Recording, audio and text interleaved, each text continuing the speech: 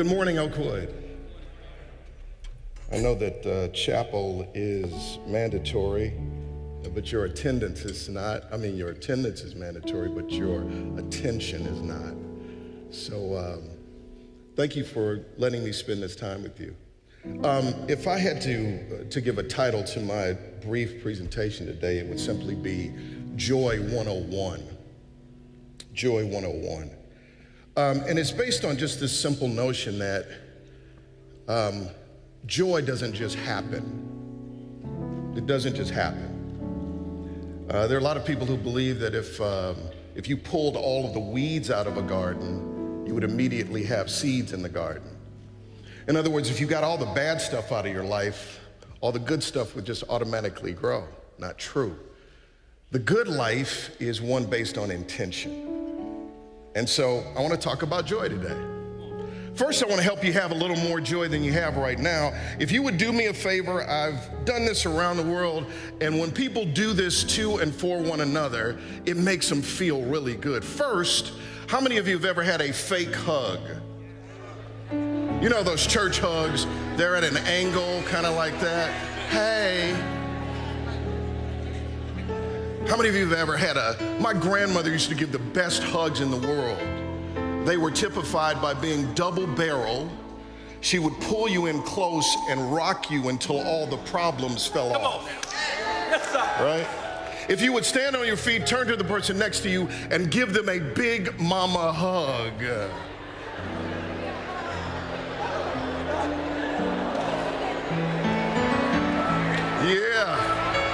There's some good big mamas in here.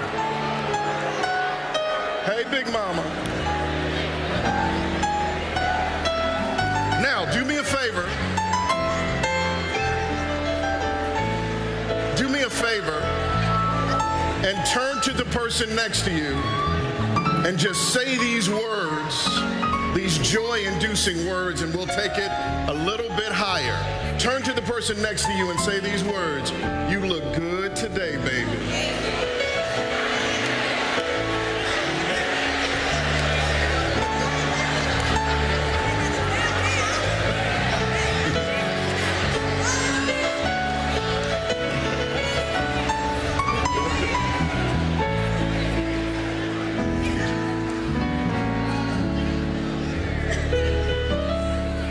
So, let me unpack this in about 20 minutes. Two things I want to say today. One is enjoy your life. Enjoy your life.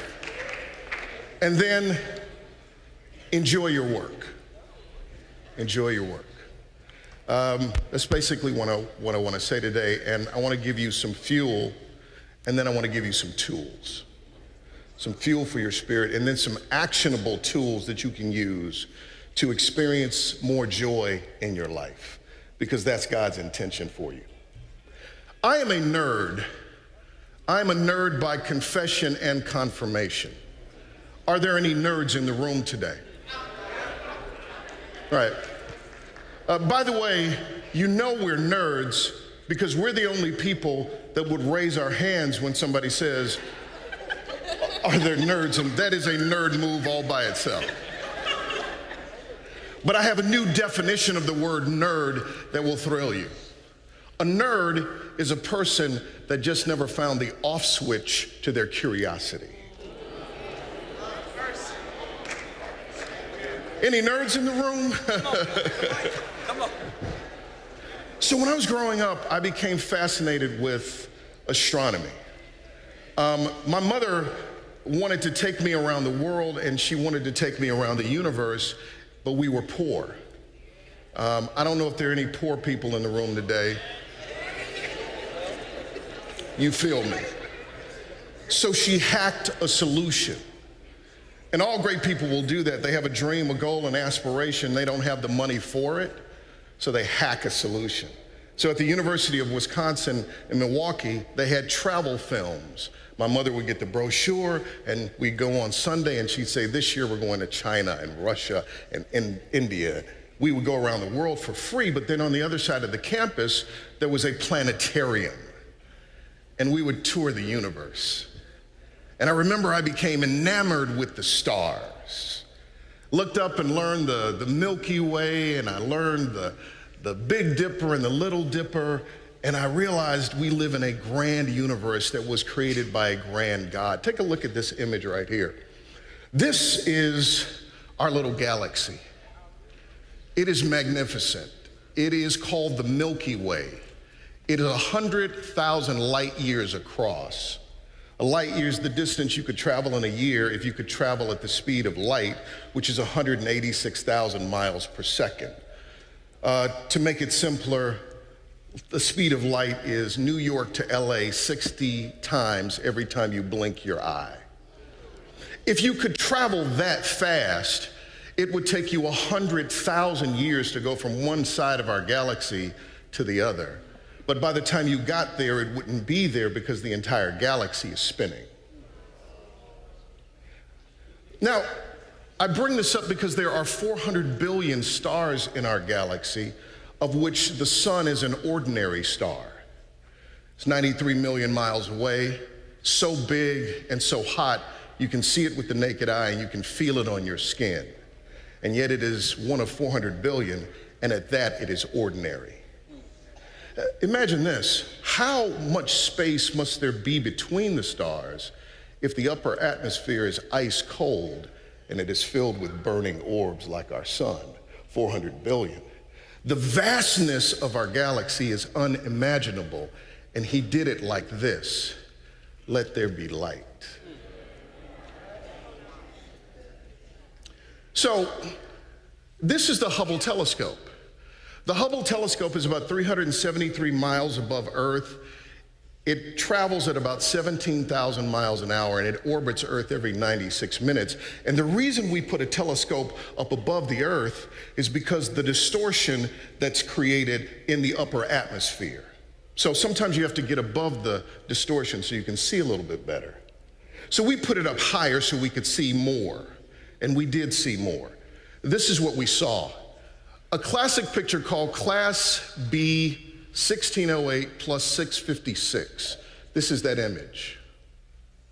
Now, what they thought they were looking at was a field of stars, but it's a field of galaxies. There are 5 billion more galaxies like this. This is M101. It's 170 light years across, home to 1 trillion stars. It has 100 billion stars the size of our sun. He did it like this. He just said, let there be light. Earth, that beautiful shining orb, it hangs in the sky. It is tethered to the sun by its gravitational force, and it is in orbit. God dropped it in space and said, stay. And it turns. It turns.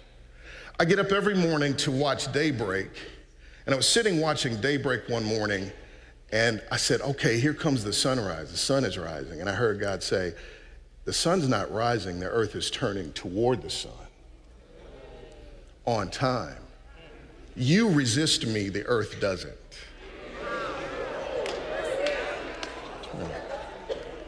On this planet, there's 7.5 billion people now. In the history of the planet, there have been about 100 billion people on the planet, right? 100 billion people have lived here. Here's what's unique about you. And the first thing I want you to know today is how special and significant you are. This: in order to make an individual, you have to have a unique egg and a unique sperm. It has to be that combination and none other. When I was studying biology and chemistry here, I remember studying genetics and Punnett square and dominant and recessive traits, and I'm sitting there thinking about the only way you could be you was that egg, that sperm. Now, when people come together to try to create that unique combination, it's a 1 in 400,000 chance per try. We live in a society where people like to try. I'll slow that down. So what are the chances of being born? They did the math. Here's the numbers. 1 in 10 to the 2.6 millionth power. And catch this. Every single person in your bloodline had to be exactly who they were, when they were, for you to be here right now, including your crazy uncle. If it had been one other person, you wouldn't exist. And every generation beyond this moment is dependent on you. So when somebody says you're 1 in a million, tell them they shot too low, baby. They shot too low. God said, before I knit you together in your mother's womb, I knew you. Out of all of that vastness, he decided to pluck you out and place you here for purpose, on purpose. Know this morning. You matter. And all of the intelligence that informed the creation of the world is the same intelligence he used to create you. We are fearfully and wonderfully made. There's no doubt about that. And by the way, if you feel like there's darkness in your life, anybody feel like you got some darkness in your life? How many of you got a little dirt in your closet? Let me tell you about God. At the beginning of creation, it says darkness covered the face of the deep, right? And God's Spirit was hovering over the darkness, and he spoke to the darkness and said, let there be light. And then he said, and God formed man from the dust of the earth and breathed into his nostrils the breath of life. Catch this. Darkness and dirt are God's starter kit. You bring him darkness, he makes new worlds. You bring him dirt, he makes men and women. Come on. He's always been in the process of formation. He forms us, and then he fills us with his Spirit to inform us. And when we go astray, he reforms us, ultimately hoping to transform us. Yes, sir. Yes, sir. So you matter. And I don't care about the darkness or dirt in your life right now. You serve a God that has infinite intelligence and wisdom, and he is a creator, and he didn't stop there. He is creating now. That's why you're in college. He's creating something out of you, and he wants you to have joy. So let's get going here. Look at this. So one of the toughest parts of my career has been sustaining my enthusiasm for what I do, because you're going to learn to be great at what you do. You guys are fabulous. You'll make great doctors, lawyers, preachers, teachers, whatever you end up being. You'll be great at that. Trust me, you will have a high skill set. You know what the toughest thing will be? Joy. Maintaining your enthusiasm for what you were called to do. Because the first day you're called and everybody is excited about you and you're growing and you're feeling great, that feels good. But when you hit that first plateau, when you go through the third breakup, when you go through the fifth sickness, when you're at that plateau or your life is on the downswing, where do you find joy? And Solomon found that out because he had everything and he had nothing. By the time he gets to Ecclesiastes, his magnum opus, he says, wait a minute, there's no there. Vanity, vanity, it's all vanity. There's nothing there. Turn to your neighbor and say, there's no there. You think if you get the Rolex Presidential and the Wraith and you have a small waist and, well, anyway, now, look at what he said though. I found this interesting rhythm in the book of Ecclesiastes because he will go, vanity, vanity, it's all vanity, there's nothing there. And then every 2 chapters or so, and you can go check it out, he has a resolution. There's a positive rhythm. Look at what he says here in 5:18.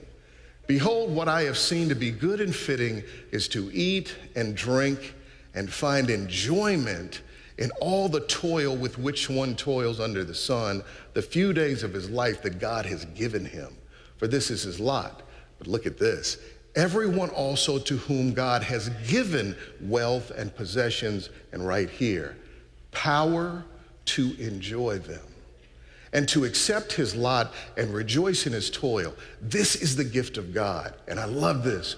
For he will not much remember the days of his life, because God keeps him occupied with joy in his heart.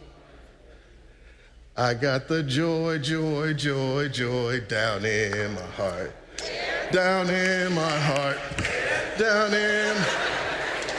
You dab on that. Is dabbing still appropriate? I don't, that might have been 2 years ago. Linda, I dabbed on that. I did that, and then I was cooking it up, and then I'm just saying.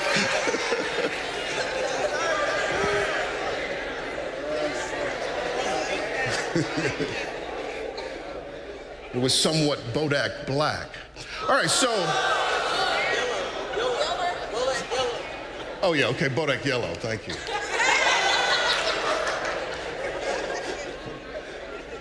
Red bottoms. So let's go. So the first thing I want you to know is joy is medicine. Joy is medicine.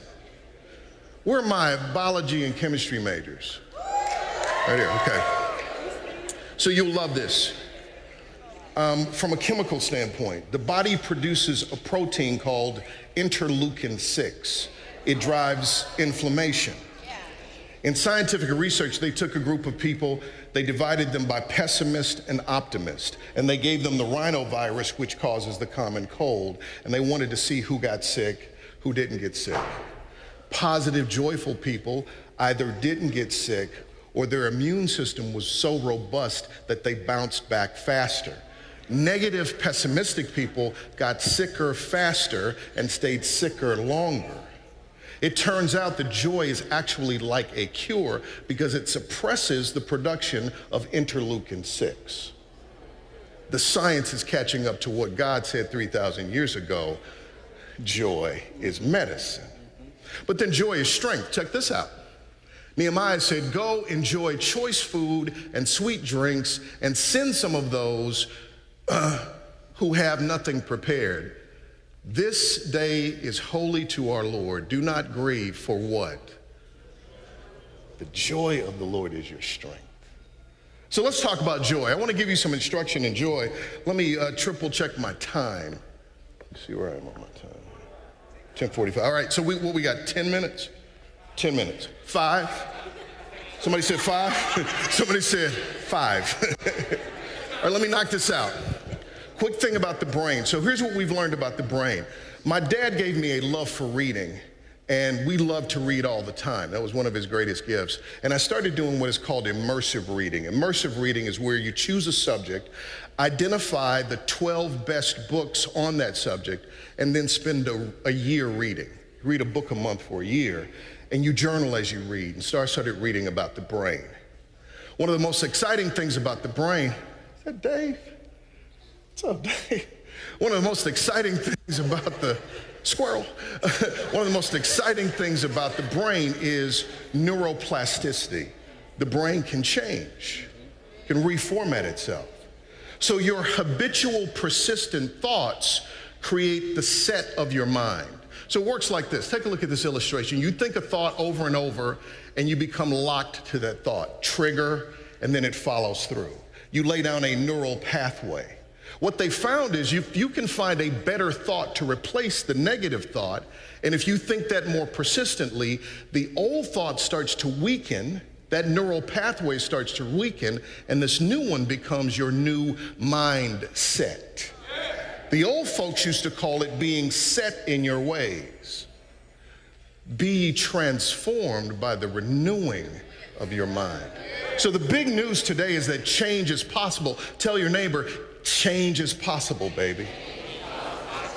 Got to put baby on it, though. It sticks better. All right. So let me give you this. One big idea, and then I'm going to give you some tools, and I'll be done. You are where you are because of your mindset, and you will be where you end up because of your mindset. Here's a secret. It's your mind to set. The thoughts that you are repeating in your own minds over and over again really are determining the quality of your life where you are. You thought yourself there. Right. You thought yourself there. Joy doesn't just happen. Joy and well-being is a skill. Scientifically proven, here are a few tools that you can use to raise the level of joy in your life. And how many of you could use more joy in your life? All right, let's go do it. Won't he do it? All right. So I said enjoy your life. The prefix en means to make, cause, or create. So when you decide to enjoy your life, you've decided to move from waiting for joy to creating joy, from passive to active, right? Enjoy your life. So that's what we want to do. We want to practice really good thought hygiene. So here are 8 habits that I would like for you to practice for the next 6 months to raise the level of joy in your life. Here we go. Number 1, gratitude. Number 1, gratitude. No, I'm not talking about being grateful. When I was listening to the violinist play, what's his name again? Patrick, good gracious. I just sat there and I was thanking God for my ears, just to be able to hear that. Here's what they found in the research. This is how gratitude starts to transform the mind, is when you keep a gratitude journal. So this is what I want you to do every day for the next 6 months. It has an AM phase and a PM phase. In the morning, I want you to write down 3 things for which you're grateful. 3 things for which you're grateful. And then after that, 3 things that would make the day great. 3 things that would make the day great. At the end of the day, before you close your eyes, I want you to write down 3 things that went well. 3 things that went well. Now, let me tell you why this works this way. You ever had this experience where you get a new car or you get some new clothes or new shoes and you start to see them everywhere? And it's not because there are more of them there than there were the day before. Your awareness of them changes, right? As you practice gratitude, you're going to be on the hunt for more things for which to be grateful. And you're going to see it pop open to you. You're going to be grateful for everything. Like this morning, I was grateful for a hot butt. She said, did he just say a hot butt? Yeah. It was cold this morning when I left Tennessee, about 4:30 this morning, and I have heated seats in my car.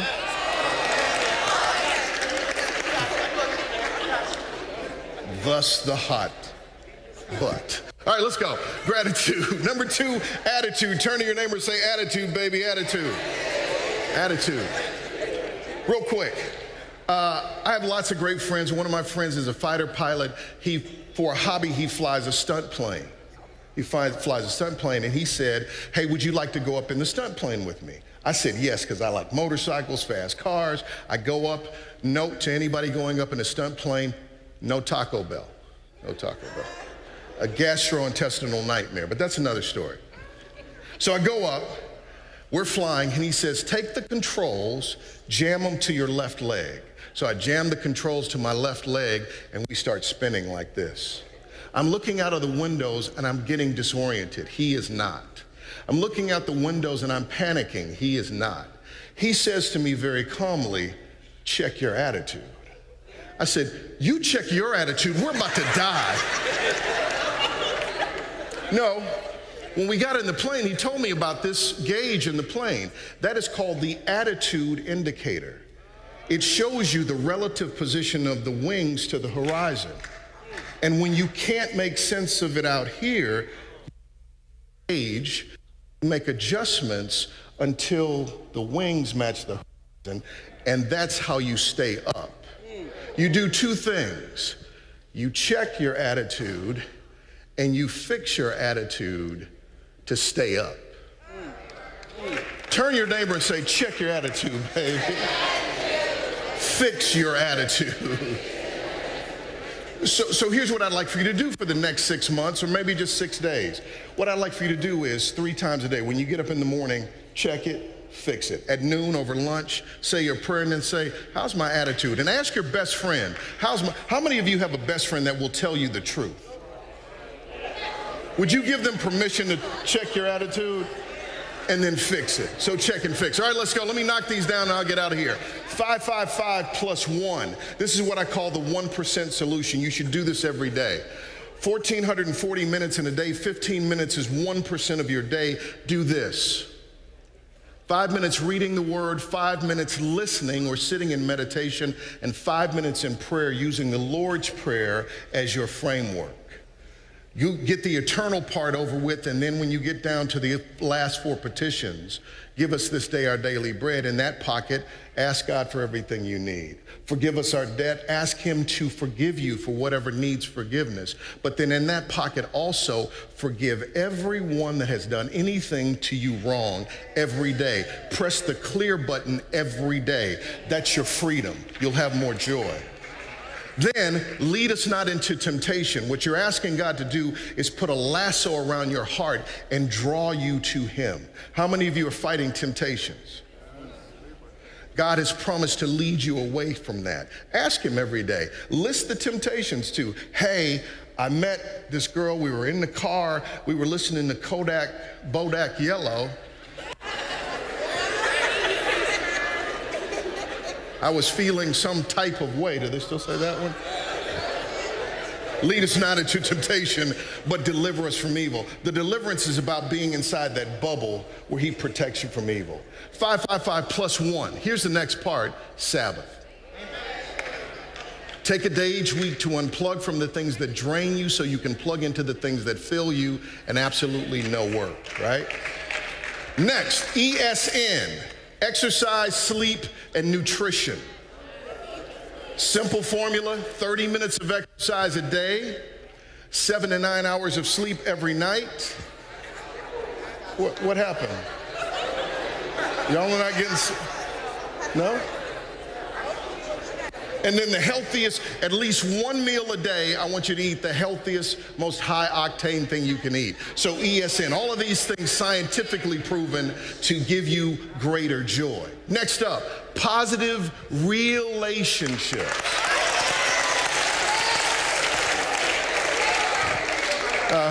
I think it was Reverend Mano that had a song, Hi Haters. We update and we say, bye haters. Say bye haters, bye. You want positive relationships, and these relationships should be built on this ratio right here. Your relationship should be 5 to 1 positive. So if you and I are friends, I got to try to give you as much positivity as I can. It does something for you, right? So would you try that for the next 6 months? 5 to 1 positive. And if you are dating, any of you in the room dating? She said, I'm dating Jesus.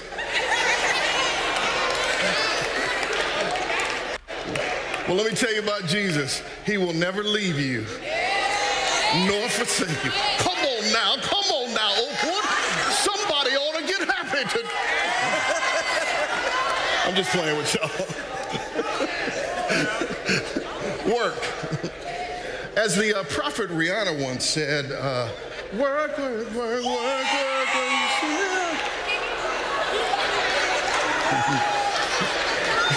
You should work with joyful excellence. One of the things that'll bring more joy to your life is when you finish your work, if you've done it so well that even you can stand back and say, that's good. You should give yourself that satisfaction. It'll give you more joy. Number 7, grow. Grow. Every year you should be learning and growing. Not just in college, the rest of your life. Last year I learned to swim. You should learn, you should share what you know. And then finally, give. Find a way to give something away every day. The simplest thing to give is a smile. Give a smile.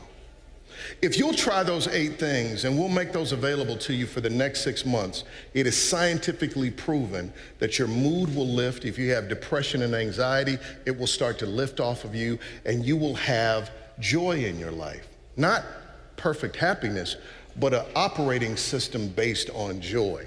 This is what I call Joy 101, and I wish that for you as you enjoy your life and enjoy your work. Thank you, and God bless you.